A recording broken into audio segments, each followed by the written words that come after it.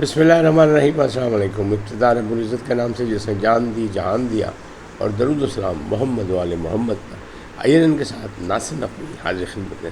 ناظرین کی طبیعت ناساز ہے، لیکن کل سے ایسے ہی ہے کہ میں چونکہ آپ کا ڈیوٹی فل ہوں، کسی اور کا نہیں، اس لیے میں حاضر خدمت ہوں کہ اپنی غیر حاضری نہ ہونے پائے۔ کوشش کروں گا کہ جلدی سے جلدی چھوٹی موٹی وہ اہمیت والی باتیں آپ کو بتا دوں جس کے آپ منتظر ہوں گے۔ پہلی بات تو یہ کہ ثاقب نثار ان لندن، لیکن کیا وہ سیاسی پناہ لیں گے یا نہیں لیں گے، ان کی صورتحال کیا ہے، معاملات کیا ہیں۔ پھر شیر افضل مرمت کو عمران خان نے گلے نہیں لگایا، یہ کون کہہ رہا ہے؟ عمران داری میں ہی فیض ملنے کی امیدیں تھیں، اور یہ کس کو امید بنوائی تھی یہ بھی میں آپ کو بتاؤں گا۔ باجوہ فیض عمران گٹھ جوڑ، عاصم منیر کی مخالفت کی اصل وجہ کیا ہے، ان تمام چیزوں کا احاطہ کروں گا۔ لیکن پہلے آپ سے گزارش کہ آئیے ان کو سبسکرائب کریں، لائک کریں، گھنٹی کا بٹن دبانا نہ بھولیں، اور اپنی قیمتی رائے کا اظہار بھی کر دیں۔ جی ناظرین، پہلی بات تو یہ ہے کہ ثاقب نثار لندن میں، ان لندن بابا رحم تھے، آپ کے جانے پہچانے آدمی، عزت مآب چیف جسٹس پاکستان رہ چکے ہوں، تو انہوں نے کیا کچھ کہا، کہاں کہا، کیسے کہا، آ رہے ہیں واپس کہ نہیں آ رہے۔ بظاہر ان کا اعلان یہ ہے کہ 5 ستمبر کو واپس آئیں گے اور سیاسی پناہ نہیں لیں گے لندن میں۔ لیکن وہ جو کہتے تھے نا کہ میرا کسی سے کوئی تعلق نہیں، جنرل فیض سے نہیں، وہ انہوں نے تسلیم کر لیا کہ میرے رابطے تھے، لیکن سماجی رابطے تھے، اور مجھے جنرل فیض جو ہے مختلف میسیجز بھی بھیجتے تھے، اور اس ایسے میسیج بھی بھیجتے تھے جس میں لکھا صرف آپ کے لیے، یعنی آپ یہ سوچیں اہم تھے نا کہ صرف آپ کے لیے، چپ کر کے نہیں دیکھنا، دائیں بائیں کو دیکھنا، کسی نے بیچ نہیں دیکھنا۔ تو یہ ساری باتیں کہاں سے ہیں؟ پھر یہ بھی کہا کہ سماجی رابطے بھی تھے، پھر یہ بھی انہوں نے کہا کہ معاملات جو ہیں وہ یہ نہیں تھے کہ DGC جب سے ہی رابطے تھے، اور یہ بھی کہا انہوں نے کہ جب DG ISI ہوئے جب بھی تھے، اور اس کے ساتھ یہ بھی انہوں نے اعتراف کیا کہ وہ میرے رجسٹرار سے بھی ملتے جلتے رہتے تھے۔ اب یہ بتائیں، اتنے زیادہ معاملات ہوں سماجی رابطے، جس کو سماجی کریں ہم تو وہی مانیں گے جو وہ کہہ رہے ہیں کہ وہ بڑے ذمہ دار آدمی، اتنے سماجی راستے ہوں اور پھر ہم یہ کہیں کہ ہمارا کوئی تعلق نہیں، ہمارا لینا دینا کچھ نہیں، ہم سے کبھی انہوں نے کوئی ڈیمانڈ نہیں کی۔ ہاں، میں گلگت بلتستان گیا تو مجھے بڑا پروٹوکول انہوں نے دیا اور بڑا میرا خیال رکھا میری فیملی کا۔ تو یہ سب کچھ کیا ہے؟ سوالیہ نشان تو ہے۔ تو اسٹیبلشمنٹ کہاں ہے اور اسٹیبلشمنٹ کہاں نہیں ہے؟ اسٹیبلشمنٹ نے ان کا لحاظ کیوں کیا اور کیسے کیا؟ تو پہلی بات تو یہی ہے کہ ایک اسلام آباد یعنی جو شہر اقتدار ہے وہاں سے ایک خبر آئی ہے کہ ویڈیو جو ہے وہ ریلیز ہوئی ہے، ریلیز نہیں ہوئی، ویڈیو آئی ہے سامنے، منظر عام پر آئی ہے، کچھ خاص لوگوں کے پاس موجود ہے۔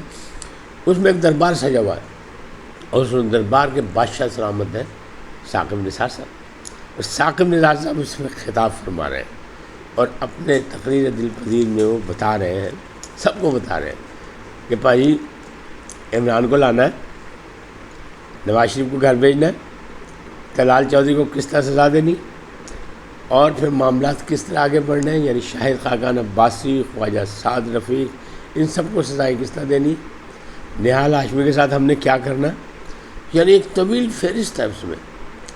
پھر اس کے موجودگی میں بھی کیا آپ سمجھتے ہیں کہ بابا رحم تھے پھنسے گا نہیں، یا وہ بھی وعدہ معاف گواہ بن جائے گا؟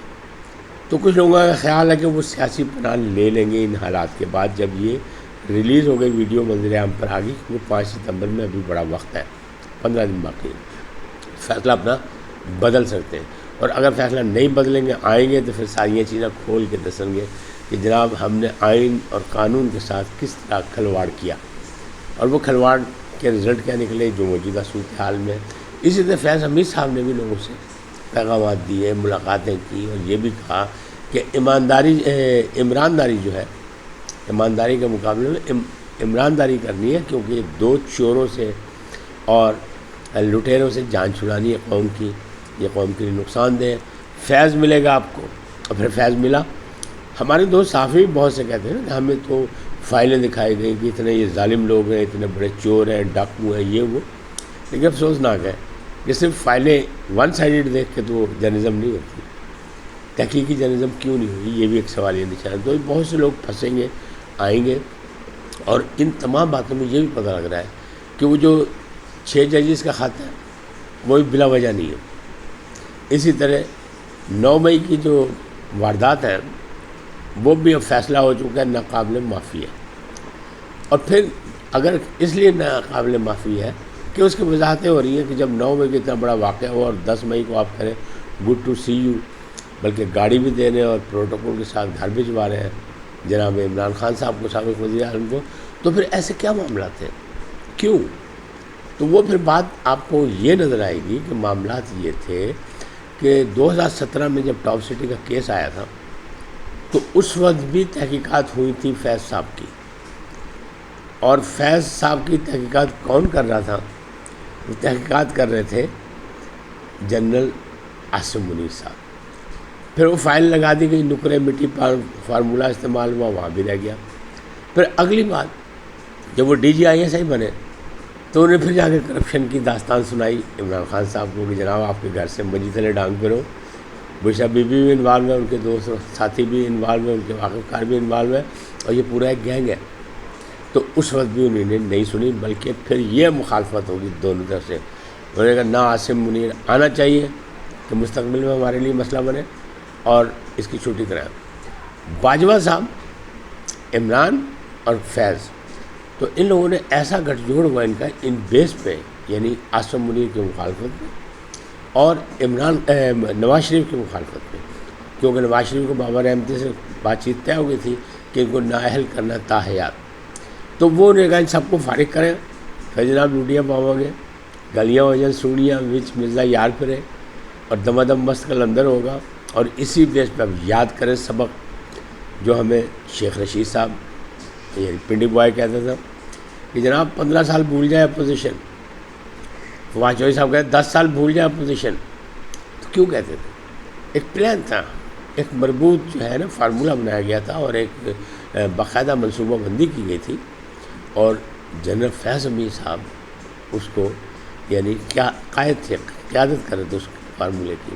اور باجوہ صاحب نے ان کو کہاوت اس لیے کہ باجوہ صاحب کو بھی سبق دکھائے گئے تھے. تو سب کے ساتھ کھیل رہے تھے جنرل فیض امیر صاحب، یعنی اپنے ٹارگٹ کے لیے. تو اب یہ ساری چیزیں اوپن ہوتی گئیں. اسٹیبلشمنٹ نے بڑی دیر انتظار کیا، سال 1.5 سال ساری چیزیں ڈھونڈی، شعائع ڈھونڈے اور آ گئے. اب آتے ہیں شیر افضل مروت کی طرف. شیر افضل مروت بہت خوش تھے کہ جفیہ پا گئی ہیں، پپیاں ہو گئی ہیں، عمران خان صاحب سے معافی ہو گئی، میں نے معافی مانگ لی کہ آئندہ ایسا نہیں بولوں گا، بات ختم ہو گئی. لیکن ایسا نہیں ہوا. یہ کون کہہ رہا ہے؟ یہ ہمشیرہ عمران خان کہہ رہی ہے، علیمہ خان. وہ کہہ رہی کوئی جفی شپی نہیں پئی، بس ہاتھ بڑھایا ہے شیر افضل مروت نے اور عمران نے ہاتھ ملایا. اور پھر ان سے کہا بندے سے پتر بڑھو، انسانیت سے بیچ میں رہو، کام کرو، جاؤ 22 اگست کی تیاری کرو. لیکن یہ بھی نہیں کہا کہ 22 اگست نے تجھے سب کچھ سرخیل اور تجھے سب کچھ کرنا ہے. کیونکہ 22 اگست جو جلسہ ہے وہ تیاری جلسہ تحریک آئین تحفظ پاکستان کا ہے، جس کے سربراہ جو ہیں وہ اچکزئی صاحب ہیں، اور وہاں اچکزئی صاحب کی بات چلے گی نہ کہ عمران خان کی. تو یہ ساری چیزیں ایسے ہی ہیں. ابھی شیر افضل مروت کا بھی باقاعدہ ان کے مستقبل کا فیصلہ نہیں ہوا. وہ جب ہی ہوگا جب پپیاں جفیاں ہوں گیا، اور اس کے اب چانسز نہیں ہے، کیونکہ بار بار ملاقاتیں بھی نہیں. پہلی ملاقات بڑی منت کر لیتے ہیں یہ، دوسری ملاقات کیسے ممکن ہوگی؟ تو یہ ساری چیزوں اگر آپ دیکھیں تو عاصم منیر کے خلاف جس طرح وہ پہلے عمران خان صاحب نے جب وہ نکالی ریلی، اور پھر انہوں نے کہا اسلام آباد جا رہے ہیں، پھر انہوں نے کہا راول پنڈی جا کے گراؤ کا ایک مقصد صرف یہ تھا کہ عاصم منیر نہ بنے، اور وہ معاملات پیچھے فیض صاحب کھیل رہے تھے. تو اب یہ ساری چیزیں آہستہ آہستہ واضح ہو رہی ہیں. لگ رہا ہے گیم پہ گئی وڈی. اور اگر یہ ویڈیو جس کا میں نے ذکر کیا، جس میں عزت مآب ثاقب نثار صاحب خطاب فرما رہے ہیں اور بڑا دربار سجا ہوا ہے، یہ ویڈیو سامنے آ گئی تو معاملات اور خراب ہو جائیں گے. اس وقت تک اتنا ہی. پھر ملیں گے نئے موضوع کے ساتھ. جاتے جاتے آپ سے درخواست، آئیے ان کو سبسکرائب کریں، لائک کریں اور گھنٹی کا بٹن دبانا نہ بھولیں. اور مجھے اپنی دعاؤں میں یاد رکھیں. سدا سلامت رہیں. اللہ نگہبان.